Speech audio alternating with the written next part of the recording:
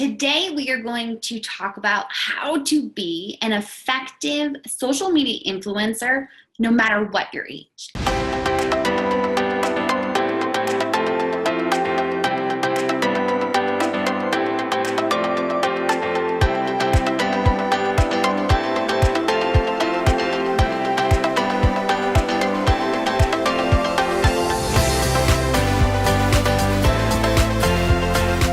It's not about whether you're 50 or you're 20, and we're going to dive in exactly what you need to be doing so that you can think of yourself as a social media influencer and start making money from it.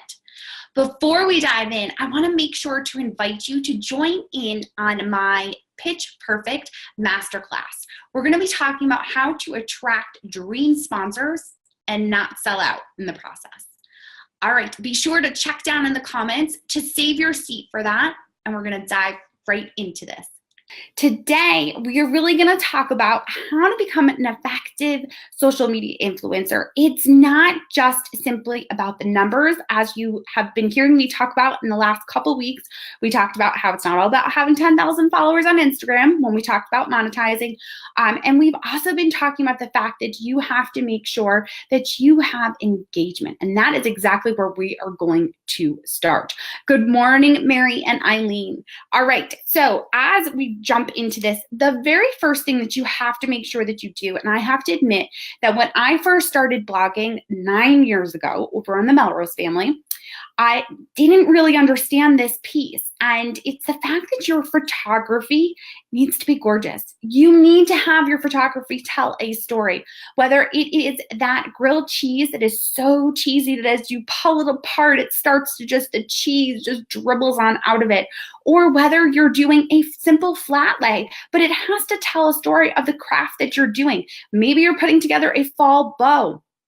We want to be able to tell that story just from the picture. If you're a travel blogger, what is it that you're trying to give to me? If you're a health coach, what am I supposed to be taking away from this photo? This is true whether you're using stock photos or whether you're doing your own photography. Obviously, my food bloggers are doing their own photography. Sometimes we see some lifestyle bloggers, as far as parenting or even health and fitness, may use some stock images, but that stock image has to really tell the story. And I think over the past 6 months, I have really tried to hone in on this for myself for the Jenny Melrose site,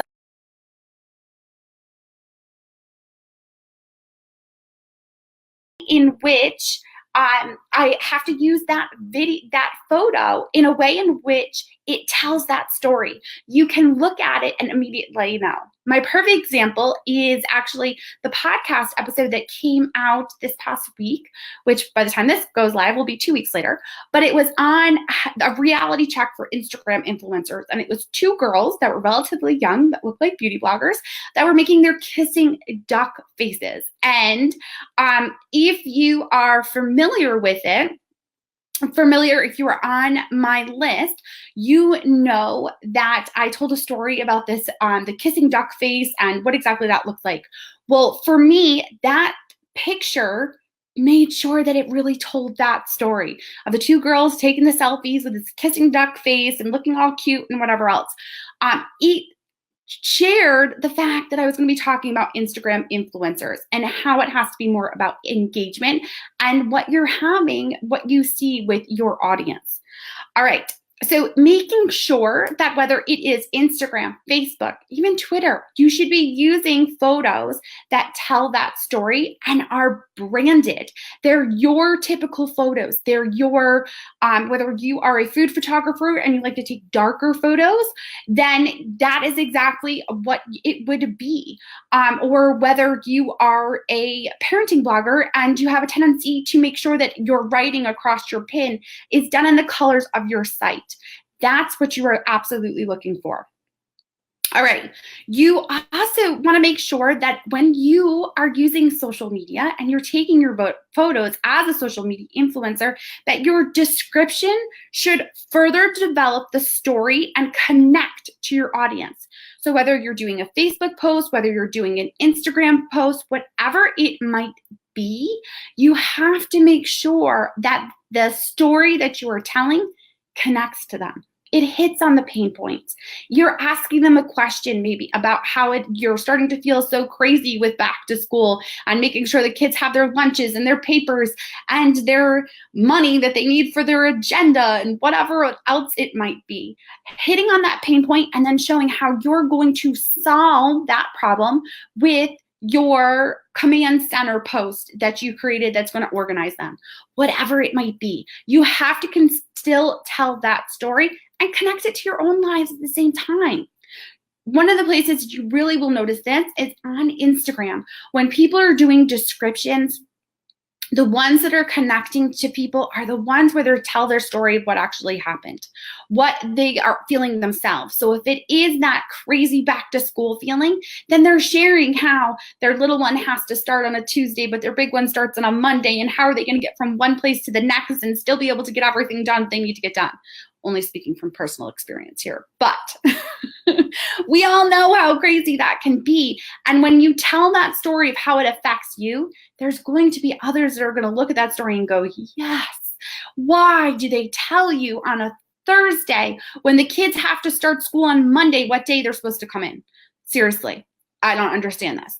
But that is something that they will be able to connect to when you tell that story. Tell the background. Give people a chance to connect with it.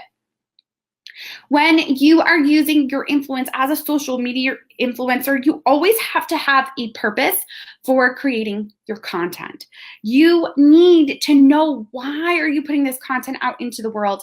It should be something that you are passionate about, that you are an expert in, or something that you're seeing that your audience is coming to you for. So make sure that you are really taking a look at that. I've done a previous episode about making sure that your content really spins this web around your audience. And that's exactly what you want to be doing. You want to spin that web that makes them want to continue to look at your content, that makes them want to come back each week to see what it is that you're creating.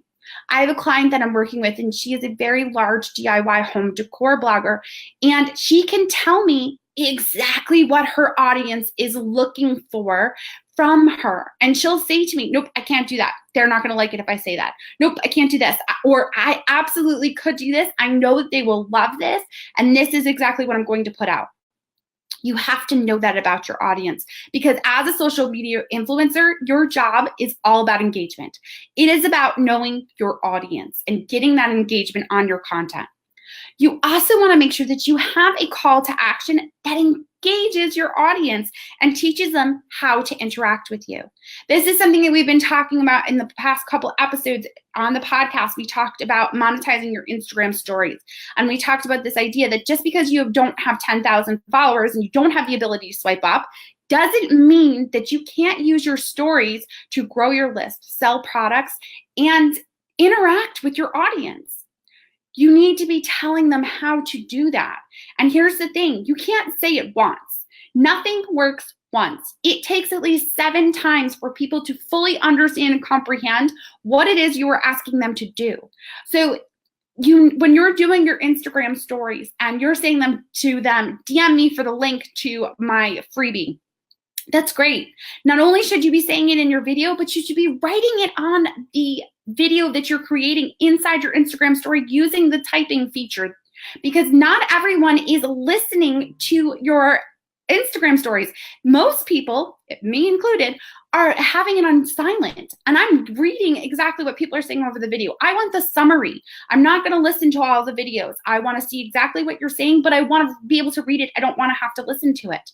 And you have to continuously be doing this. It's not something that's going to work the first time. It's going to take a couple tries and a couple times of your audience seeing that, oh, she really wants me to DM her for this. Well, okay, let me do that. And then once they do it once, it's going to be that much easier for them to continuously do it. Whether you're asking them a question, whether you're getting them to interact and engage, whatever it might be, you have to stay consistent with it. Okay, you also want to use your video as a social media influencer to further develop that personal relationship with your audience. Notice that everything is about engagement. It is about getting to know your audience and giving your audience the opportunity to know you. And that's exactly what video does. So I know that in the past, a lot of food bloggers were primarily doing hands and pans videos. Well, that's great, and people were watching it, but we know that it's not doing as well on Facebook anymore, right? And that's where people were primarily using it. Now what we need more of is we need more of your face. We need to know more about you, telling us about how maybe that apple pie you're making is your grandmother's award-winning apple pie. And maybe you're going to tell me a story on camera beforehand and then go into the hands and pans of making that apple pie. Showing different ways, showing different aspects of your personality, giving people an opportunity to get to know you. Because people don't just take an interest and do what you ask them to do if they don't know you. They have to know, like, and trust you. In order to interact and engage with you, they have to know you. And the fastest way to get people to know you is via video. So find a way, whether you're doing Facebook Live, whether you're vlogging on YouTube, whatever it might be, find a way to get in front of a camera and stop using the excuse, I don't like being on camera. Guess what? Neither did I. It wasn't something that was natural to me. And many of you know, have told you the story in the past where I was very uncomfortable with doing live broadcasts. But as you can see, I do them every Tuesday at 11 a.m. Eastern. And now I'm completely comfortable in front. But when I first started, my heart would race. I would need to change because I would be sweating and uncomfortable afterwards. You just need to rip that Band-Aid off and take the risk and have the courage to do it. What's the worst thing that's going to happen? No one's going to show up? Well, it's not the end of the world. You're giving your audience an opportunity to get to know you. And that's what you have to make sure that you are doing as a social media influencer. Okay. You also want to make sure that you are taking the time to interact on others' content. So for example, if you're on Instagram and you are doing a post of your own, make sure that you take the time to see who has interacted with you and go interact with them. And then go through your feed of people that you absolutely adore from your industry or from outside of your industry and comment and engage on their content. Give people an opportunity to get to know you and see that you're not just there posting and running, right? You should be present.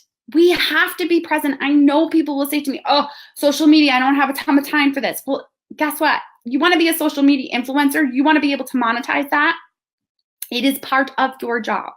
And there are ways that you can make time for it. You have to block time into your schedule, maybe to go on and interact for 30 minutes. Make it a habit, whether you're drinking your morning coffee and you hop on Instagram and fly through and do some commenting, or maybe you're going to go through your Facebook feed, or maybe there's particular Facebook pages that you want to see the content for.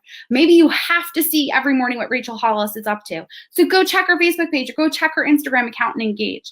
Now, maybe that's not exactly someone that you're looking to her to follow you. I mean, let's be honest, that would be absolutely ideal. But in order to have that relationship and engage, you have to get used to it. So find the people that you want to follow because you value their content. And then also find others that maybe you didn't know about. Who is interacting with you? It is a two-way street. You have to be able to interact with people and really get to know each other. We all know that Facebook came out with their algorithm probably, 8 months ago, I feel like at this point. And they talked about, you could see it even on the national televised ads that were coming up, that they were saying that it's about engagement. It's about the relationships, the interaction. That is what they are looking for. And that's what's going to do better when it comes to posts. So when you're creating your content, don't always think of it as trying to put out content that's going to go viral and do really well. It shouldn't be about that. It should be about getting to know your audience better. What do they want from you? How can you serve them better? Because honestly, being a social media influencer is not the Kardashians where they can say that they talked about this or they say that they talked about this and everybody goes and buys it. That's not what a social media influencer is.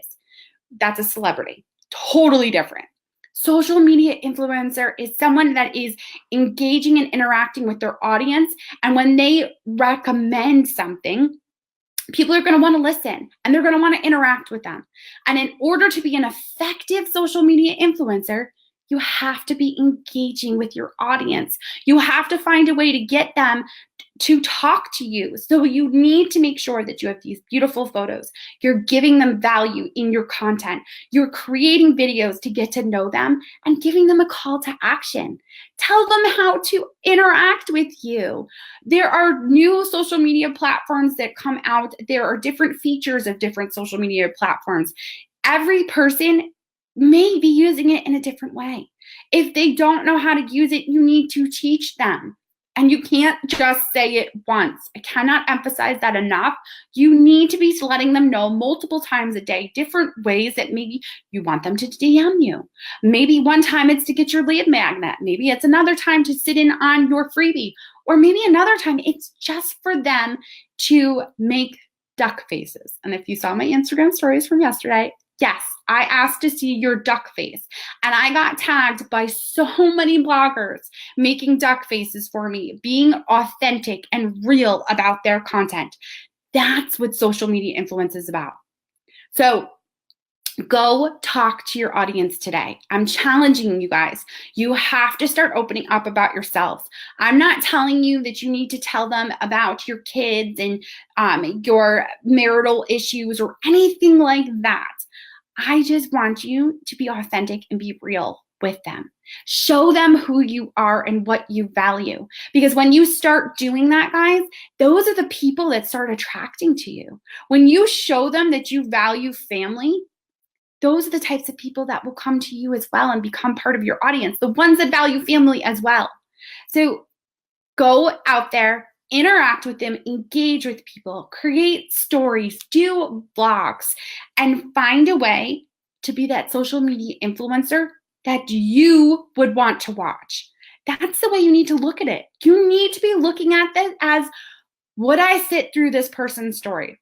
Or are they not taking into the fact that I don't listen to Instagram stories with the volume on and they're just talking to me for 17 clips? That's a problem for me. You need to be summarizing that in words on the story. Or if you're doing a Facebook Live, are you speaking about the content they want to know about?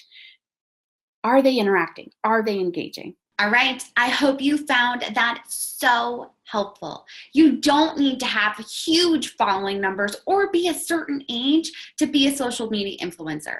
If you found this training helpful, please like the video and leave me a comment below on what your strength is when it comes to being a social media influencer. Is it Instagram? Is it Facebook? Or is it everything that goes into being an influencer? Don't forget, make sure that you've saved your seat for the Pitch Perfect Masterclass to attract your dream sponsors, and you can find that right down below in the comments. Make sure to subscribe. I appreciate you guys so much, and I'll see you next time.